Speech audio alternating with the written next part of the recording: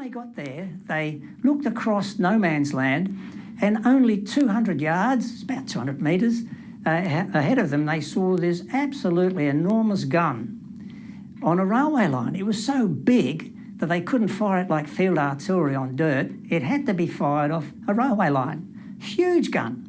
So it was just too big a temptation to leave, because what had happened is the Germans had abandoned their gun because they were under fire and they were being bombed. So they abandoned their gun temporarily. But the Australians realised that here was a chance. This was a huge option here.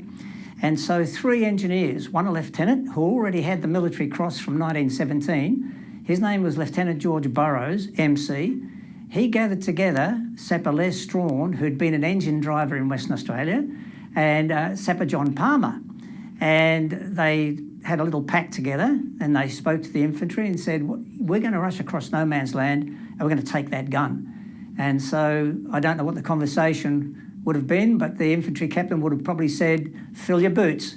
And away they went across no man's land, being fired at by the Germans, who did not want that gun captured.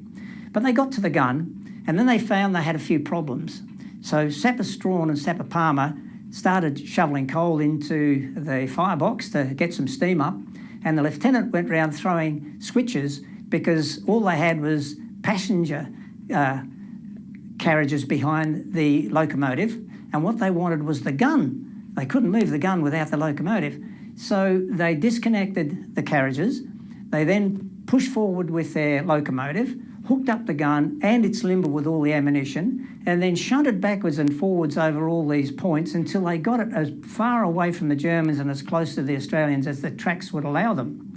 And then that night, the rest of the field company came forward, and taking the tracks from the back of the train, they put it to the front of the train, and they did that all night long until come morning, that gun was well and truly in Australian hands, and there was no way the Germans were going to get their gun back. And that was called the Amiens gun. It was called that because from where it was captured, it was actually firing shells that were hitting Amiens. And a 280mm shell is a huge bomb that lands and does a lot of damage. So they'd captured the gun. So what happened was that it was taken in as a war trophy, but it was taken in by the 31st Battalion, and then it was taken by the British as a war trophy.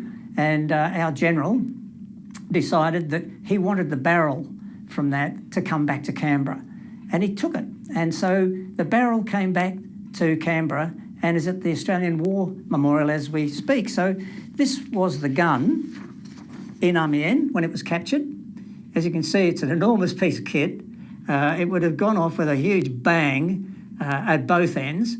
And this is a photograph of the barrel of that gun at the Australian War Memorial in Canberra. So it's the same barrel. That's the Amiens gun. And that was captured by 3 sappers. But if you read the history, you'll find that the 3 sappers have been written out of history, and that it was captured by the 31st Battalion. And actually the sappers didn't mind, because we're always under command. We're under command of the armoured, or we're under command of the infantry. And so we owe our allegiance to our battalion.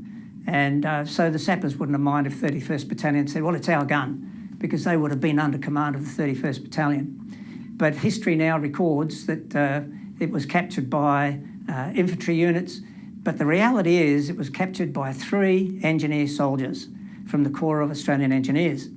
So when we looked at all that, and we tried to find some traces of what happened to George Burrows, Les Strawn, John Palmer, where are they? You know, where did they go? What was their history? They just drifted back like Williams and Dean into just obscurity. There was no story about it anywhere. So we thought in the 1st Field Squadron group that, you know, these were our forebears. These were the guys who formed the DNA of our corps. These were the guys that gave us a backbone in Vietnam. These were the guys that, if you like, put the spirit into the 1st Field Squadron guys that went to Afghanistan, the guys that are in Iraq and places like that.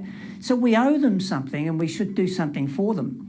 And there's no monument to the Corps of Engineers anywhere in the world, so we decided we'd do something about that. And we thought the best place for it would be in the very ground where they did all this stuff, and that was in Amiens in France.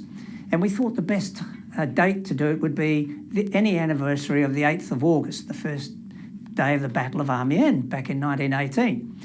But of course, you can't just build monuments in other people's countries. So we had to go to the Amiens City Council, and we put the idea to the Amiens City Council. They loved it.